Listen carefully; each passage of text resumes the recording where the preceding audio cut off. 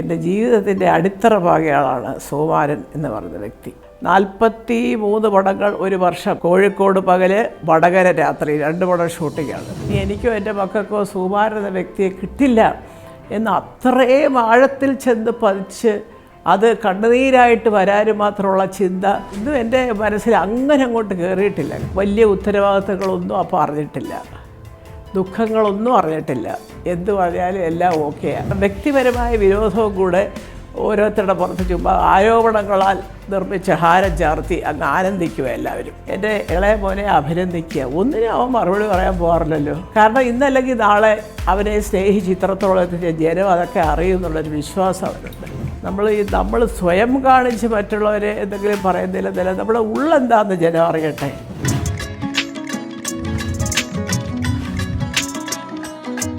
എന്ത് കാര്യം തുടങ്ങുമ്പോഴും അല്ലെങ്കിൽ അതിൻ്റെ ആരംഭത്തിൽ ശുഭകരമായ അല്ലെങ്കിൽ സന്തോഷം തരുന്ന കാര്യങ്ങൾ പറഞ്ഞ് തുടങ്ങണം എന്നുള്ള ഒരു പൊതുവായ ഒരു തത്വമുണ്ട്.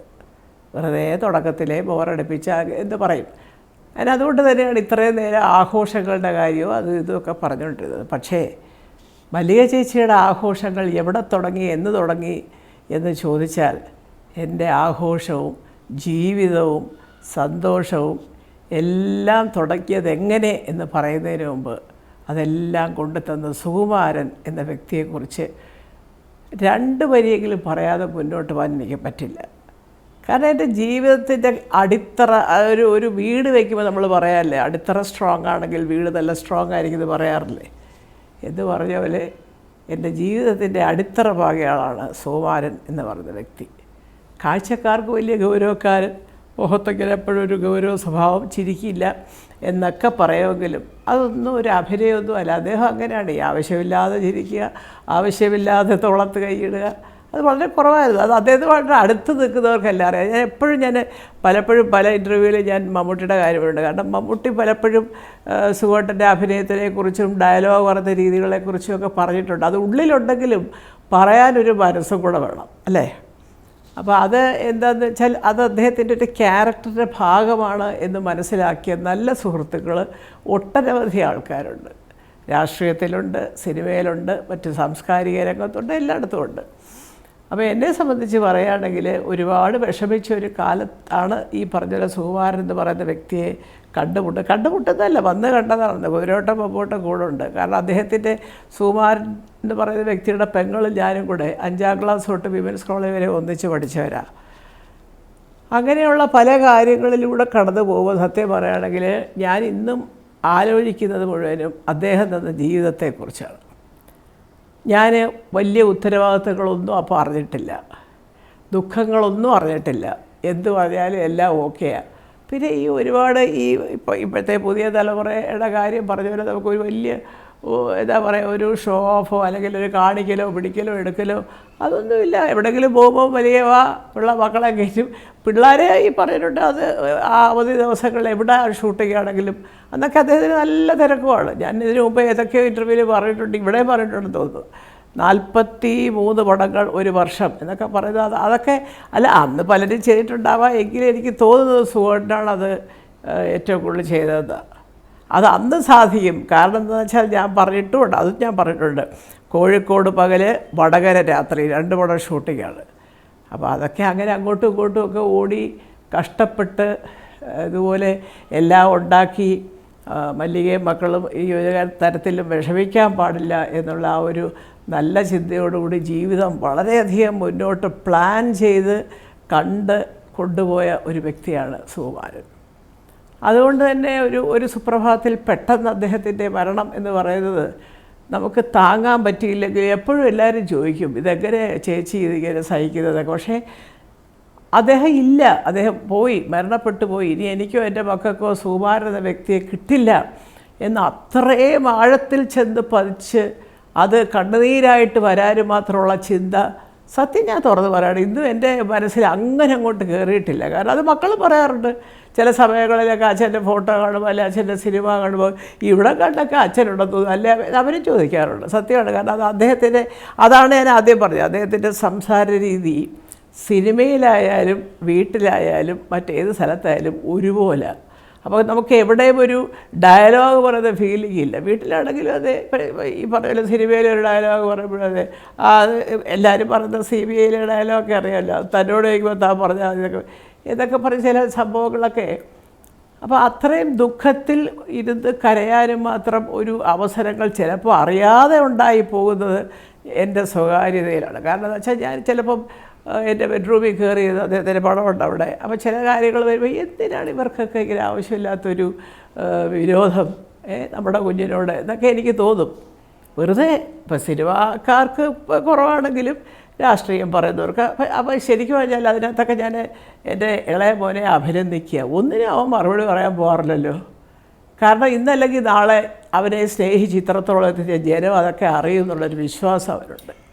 പൃഥ്വിരാജ് അങ്ങനെയല്ല എന്ന് പറയിപ്പിക്കാനുള്ള അവസരം അവർ തന്നെ ഭഗവാൻ കൊടുക്കുന്നുണ്ട്. പിന്നെ എന്തിനാവൻ കിടന്ന് ചുമ്മാ ചലയ്ക്കുന്നത്. ഞാനും അതുകൊണ്ട് ഇപ്പം അങ്ങനെയുള്ള കാര്യങ്ങൾക്ക് വലുതായിട്ട് പ്രതികരിക്കാറില്ല. പണ്ടൊക്കെ അമ്മ എന്നുള്ള നിലയിൽ എനിക്ക് വിഷമം തോന്നും. മനസ്സാവാതെ അറിയാത്ത കാര്യങ്ങൾക്ക് ചുമ്മാ അങ്ങ് പറഞ്ഞോളുക. അല്ലെങ്കിൽ അത് ഈ അടുത്ത കാലത്ത് കാണുന്ന ഒരു വൃത്തികെട്ട പ്രവണതയാണ്. കാരണം വ്യക്തിപരമായ വിരോധവും കൂടെ ഓരോരുത്തരുടെ പുറത്ത് ചുമ്മാ ആരോപണങ്ങളാൽ നിർമ്മിച്ച ഹാരം ചാർത്തി അങ്ങ് ആനന്ദിക്കുക എല്ലാവരും. അത് തെറ്റ്, അത് ചെയ്യാൻ പാടില്ല. അതായത് ഇപ്പം അവനവൻ്റെ വീട്ടിലാണ് അവനവൻ്റെ സഹോദരനെക്കുറിച്ചോ പെങ്ങളെക്കുറിച്ചോ അച്ഛനെക്കുറിച്ചോ അമ്മയെക്കുറിച്ചോ ഒരു അനാവശ്യം കേൾക്കുമ്പോൾ മിണ്ടായിരിക്കുമോ നട്ടലുള്ള ആമ്പിള്ളേർ? അപ്പോൾ അതുകൊണ്ട് ഇപ്പം അവരാരും അത് പ്രതികരിക്കുക, അത് വേറെ കാര്യം. ഞാൻ പറഞ്ഞത് അത് പാടില്ല എന്നാണ് ഞാൻ പറഞ്ഞത്. നിങ്ങളുടെ കയ്യിലിപ്പം എത്രയോ പേര് പിന്നെ അസുഖങ്ങളെക്കുറിച്ച് ഡയബറ്റീസ് മാറും ഈ ഇല കഴിച്ചാൽ, ആ ഫ്രൂട്ട് കഴിച്ചാൽ, ഈ ആയുർവേദ മരുന്ന് കഴിച്ചാൽ എന്ന് പറയുന്നു. പക്ഷേ എന്തുകൊണ്ടാണ് നമ്മളൊക്കെ അത് കഴിച്ചോട്ടെ എന്ന് ചോദിക്കുമ്പോൾ നമ്മളെ സ്നേഹിക്കുന്ന അറിയാവുന്ന എൻ്റെ സഹോദരൻ ഉൾപ്പെടെയുള്ളവരുടെ കാര്യം ഞാൻ പറയാം. വേറെ എൻ്റെ കാര്യമല്ല, വേറെ ആരുടെ കാര്യം ചോദിച്ചാൽ പറയാം വരട്ടെ, അതിനൊരു പ്രൂഫ് അവർ കൊണ്ടിട്ട്. സത്യമല്ലേ? ഈ അദ്ദേഹം പറയുന്ന വാചകങ്ങളല്ലാതെ നമുക്ക് എന്തെങ്കിലും തെളിവുണ്ടോ ഇത് കഴിച്ചാൽ 14 ദിവസം കൊണ്ട് ഡയബറ്റീസ് പോകുന്നത്?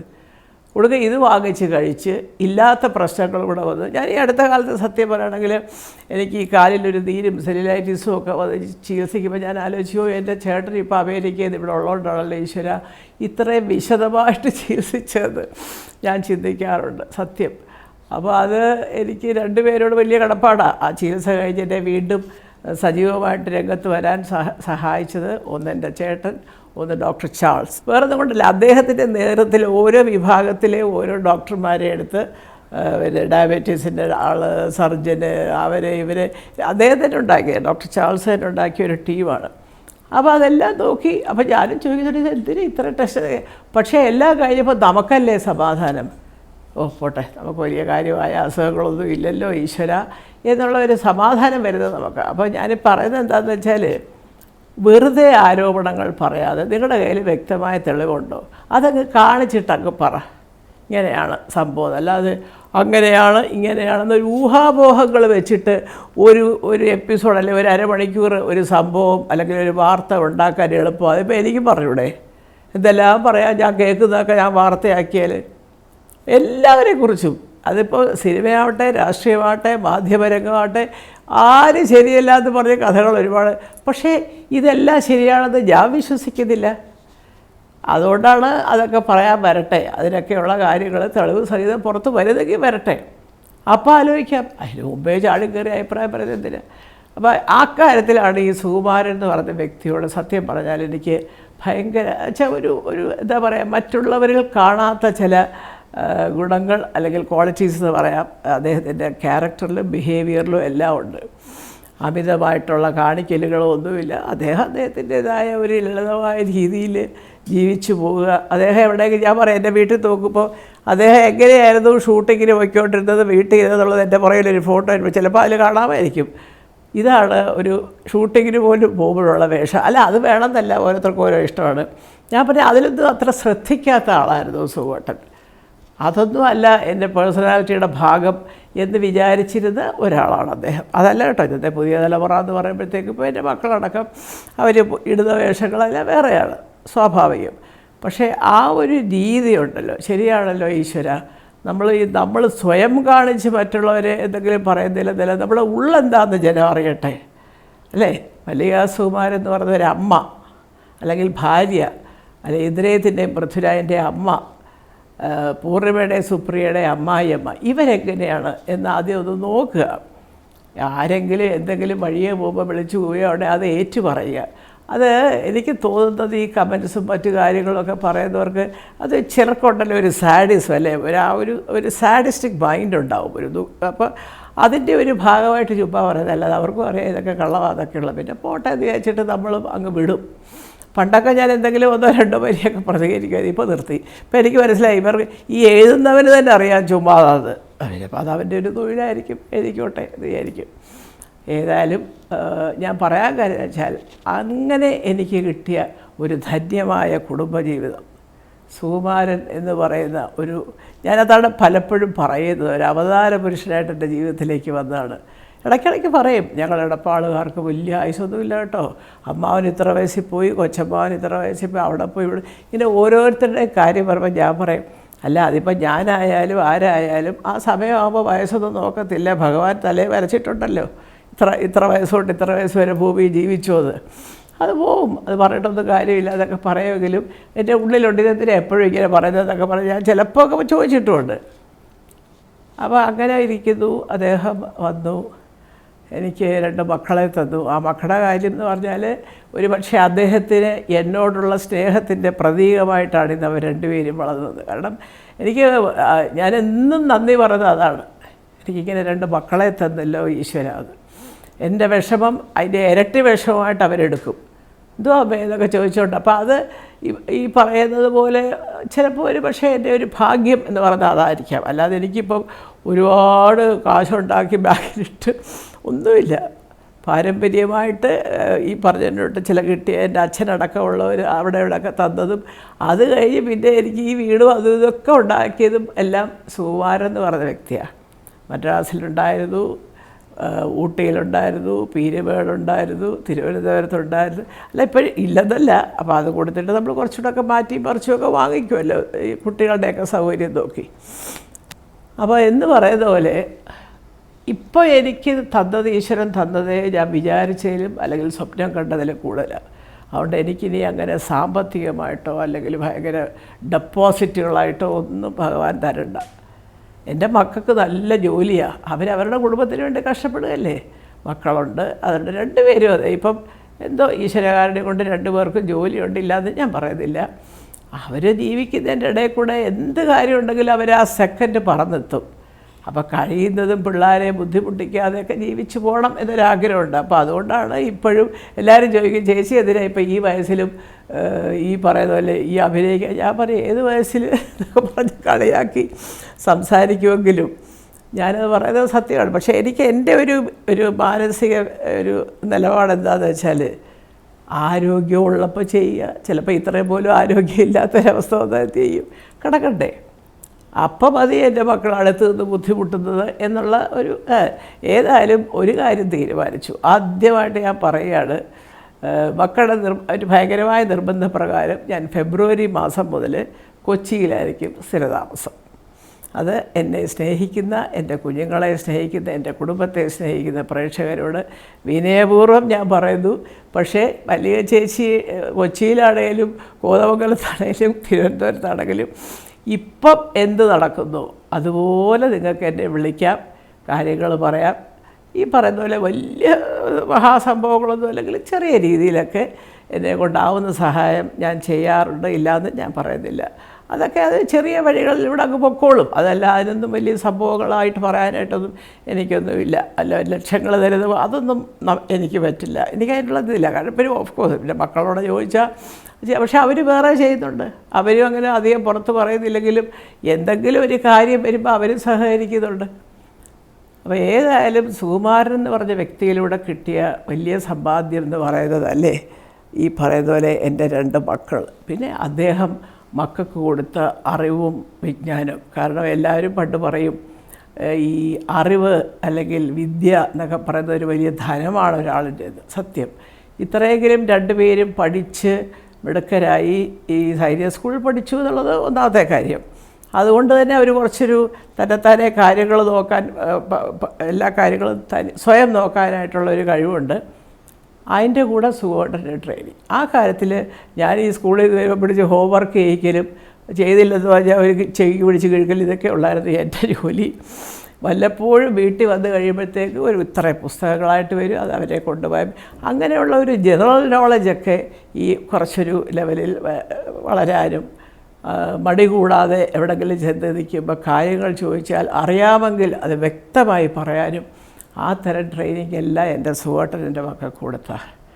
അതിൽ ഇന്നും ഞാൻ അഭിമാനിക്കുന്നു. കാരണം ചിലപ്പോൾ പറയാറുണ്ട് ചിലരൊക്കെ എന്നെ വിളിച്ചിട്ട് അത് ഇവിടുന്നല്ല, കേരളത്തിൽ നിന്നല്ല, പുറത്തു നിന്നൊക്കെ, അയ്യോ ഞങ്ങൾ ഇന്നലെ മോൻ്റെ ഒരു ഇൻ്റർവ്യൂ കണ്ടു ചേച്ചി അങ്ങനെയാണെങ്കിൽ. അപ്പോൾ ആ ഒരു സ്നേഹവും കൂടെ എന്നോടുണ്ട് പലർക്കും. എന്നെ അങ്ങനെ ആരും ഒരു ശത്രുവായിട്ട് കണ്ടിട്ടേ ഇല്ല. കാരണം ഞാനൊന്നും ആരോടും ഒന്നും ചെന്ന് ബുദ്ധിമുട്ടിച്ച് ആവശ്യപ്പെടാറില്ല. പക്ഷേ എൻ്റെ മനസ്സിൽ സുഹൃത്തൻ്റെ കാലം പോലും കാണുന്നവരെ എല്ലാം അവരിനി എന്ത് ധരിച്ചാലും ശരി ഞാൻ ഇന്നും അതേ സ്നേഹത്തിലും അടുപ്പത്തിലും നിലനിർത്തിക്കൊണ്ട് പോകുന്ന ഒരാളാണ്. അതുകൊണ്ട് എനിക്ക് പ്രത്യേകിച്ച് വേറെ ലാഭമൊന്നും ഉണ്ടായിട്ടില്ല. പക്ഷേ എൻ്റെ മനസ്സതാണ്. കാരണം വേറെ ഒന്നും കൊണ്ടല്ല. ഇപ്പോൾ നമ്മൾ പോയി ഒരു ആർട്ടിസ്റ്റിനോട് അഭിനയിച്ചു, അത് ദൈവമേ നമ്മളൊരു ആർട്ടിസ്റ്റ് ആയതുകൊണ്ടാണല്ലോ ഇതിൻ്റെ കാര്യങ്ങൾ. പിന്നെ അവർക്ക് എല്ലാവർക്കും സുഖമായിട്ടേ അറിയാം. അപ്പോൾ ഈ പ്രായം കൊണ്ട് മാത്രമല്ല ഈ ചേച്ചി എന്ന് വിളിക്കുക. ഞാൻ പണ്ട് പറയായിരുന്നു നരേന്ദ്രപ്രസാദ് സാറ്, രാജൻ പി ദേവ്, അപ്പോൾ അവരൊക്കെ ഞാൻ ചേട്ടാന്ന് വിളിക്കുമ്പോൾ എന്നെ ചേച്ചി എന്ന് വിളിക്കും.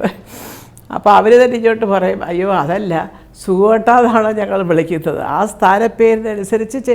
ഞാൻ പറഞ്ഞു എൻ്റെ പൊന്നെ ഏട്ടാ എന്ത് വിളിച്ചാലും എനിക്ക് എനിക്ക് ചേച്ചി എന്ന് വിളിക്കുന്നത് ഇഷ്ടമാണ്. ഒരു ചെറിയ ബഹുമാനം ഉള്ളിൽ കിടക്കുന്നതുകൊണ്ടാണല്ലോ പേര് വിളിക്കാതെ ചേച്ചി എന്ന് വിളിക്കാനൊരു ഒരു മനസ്സ് തോന്നുന്നത്. അങ്ങനൊരു എല്ലാവരുടെയും മുമ്പിൽ പോകാനും സുഖമായിട്ടെൻ്റെ ഭാര്യയാണെന്ന് പറയാനും ഇന്നിപ്പം മക്കളുടെ പേരുണ്ട്. വ്യക്തിപരമായിട്ട് എന്നെ ഇഷ്ടപ്പെടുന്ന ഒരുപാട് പേരുണ്ട്. എനിക്ക് വരുന്ന എൻ്റെ ഫോൺ എടുത്ത് വെച്ച് നോക്കിയാലറിയാം, ആ ഇൻ്റർവ്യൂ കണ്ടു, ഈ ഇൻ്റർവ്യൂ കണ്ടു, അത് കണ്ടു, ഇത് കണ്ടു എന്നൊക്കെ പറഞ്ഞ് ഒരുപാട് പേര് മെസ്സേജ് അയക്കാറുണ്ട്. ഇതെങ്ങനെ നമ്പർ കിട്ടുമെന്ന് ചോദിച്ചാൽ എനിക്കറിയില്ല. ചിലപ്പം കിട്ടുമായിരിക്കും, എനിക്കറിയില്ല. നമ്മൾ ഈ പറഞ്ഞ പോലെ ഫേസ്ബുക്കിലും ഒക്കെ ഉള്ളതുകൊണ്ട്. അപ്പോൾ അങ്ങനത്തെ ഒരു ജീവിതത്തിൻ്റെ തുടക്കവും അത് തുടർന്നുകൊണ്ട് പോകാനുള്ള സാഹചര്യങ്ങളും എല്ലാം എനിക്ക് എൻ്റെ സുഖേട്ടൻ തന്നതാണ്. അതാണ് ഒരു പ്രധാന കാര്യം. എൻ്റെ കഥ പറഞ്ഞു തുടങ്ങുമ്പോൾ ഞാൻ ആദ്യം പറയേണ്ട ഒരു സംഗതിയാണ്.